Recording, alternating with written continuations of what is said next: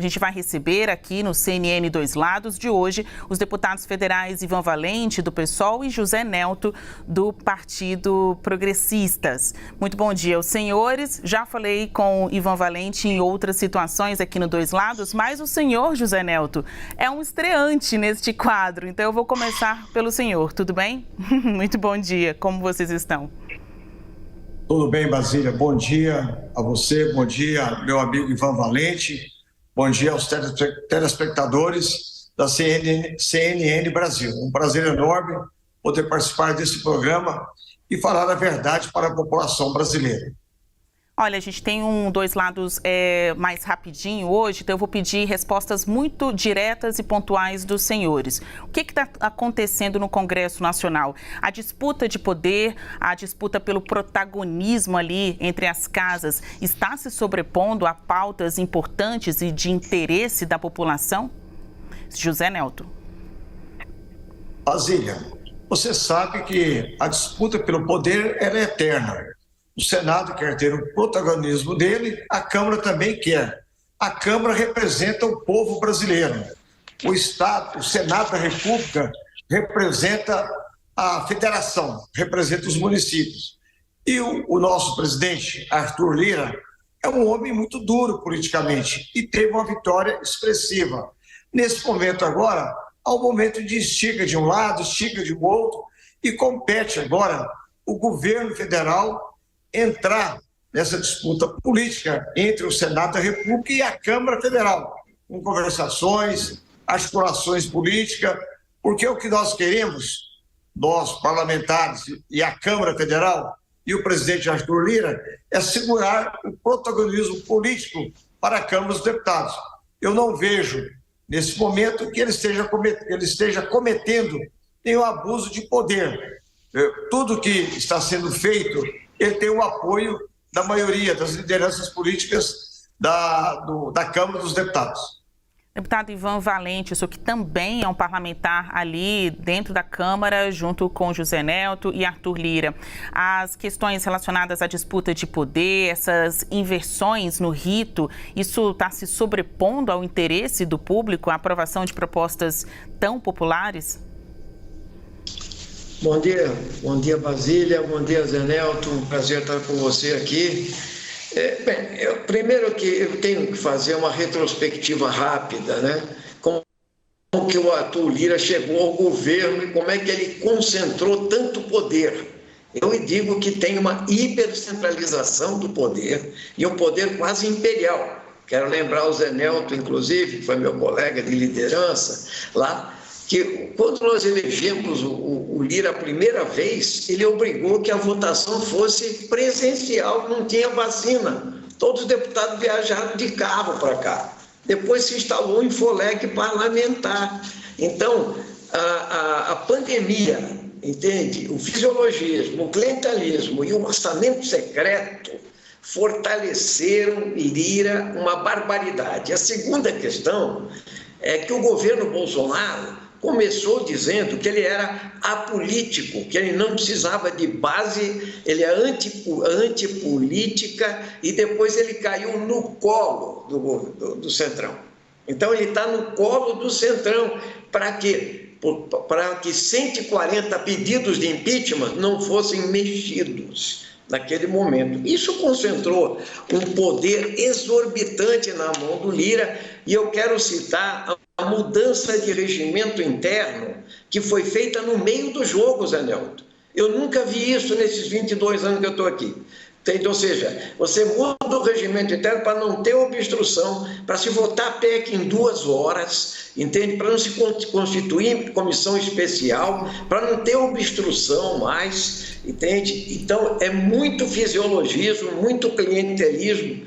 E digo mais, o orçamento secreto foi o maior caso de corrupção do Congresso Nacional, na minha opinião, sistêmico, inclusive barrado pelo Supremo Tribunal Federal. Eu, particularmente, pedi a CPI do Tratoraço. Só obtive 78 assinaturas, e isso é muito grave. Então, nessa polarização, como você falou, Basília, o que acontece é o seguinte: todos são, de certa forma, reféns dessa quantidade de parlamentares do Centrão, né? E sobre as medidas provisórias e a concentração de poder, posso falar num segundo momento, nesse momento, para não monopolizar o debate com o Neuto. Lembrando que respostas mais curtas, porque a gente já está quase que chegando ao fim. Agora há pouco, a gente ouviu o ministro de Relações Institucionais, Alexandre Padilha, dizendo que o ambiente está positivo para a aprovação das medidas provisórias. Os senhores também têm essa avaliação? A gente ainda está no meio da crise ou ela está mais perto do fim? E, de alguma forma, a figura de Arthur Lira vai impactar na votação dessas medidas nesta semana ou não? José Nelto. Basília, o orçamento secreto, que na verdade não é secreto, ele é publicado em todo o Diário Oficial da União. O que nós queremos é dar maior transparência ao orçamento secreto. E tudo isso começou com Bolsonaro, porque o Bolsonaro abriu o poder de comandar o país, de ser o presidente do país. Ele terceirizou o país, essa era a verdade. Ele começou com o Rodrigo Maia e caiu também no colo do presidente Arthur Lira, que deu continuidade, dando mais poder aos parlamentares. Não apenas uma decisão de Arthur Lira, isso foi uma decisão da Câmara dos Deputados. O deputado Ivan Valente tem razão em apresentar pedido de CPI, isso é normal, faz parte do parlamento. Nós vamos ter agora também, do governo do presidente Lula, mais de 200 pedidos de impeachment. Isso faz parte do Congresso. Nós temos um país polarizado. O presidente Lula ainda não tem maioria para votar e aprovar as medidas provisórias, aprovar o novo marco regulatório fiscal, que é o mais importante para o país, é dar tranquilidade para os investidores nacionais e internacionais, que o governo tem um arcabouço fiscal importante que vai pôr fim a essa crise que nós estamos vivendo já desde o passado e destravar o Brasil, para o Brasil crescer. É importante você dar segurança jurídica para o empresariado nacional e internacional, para os investimentos, para a geração de emprego e renda no Brasil.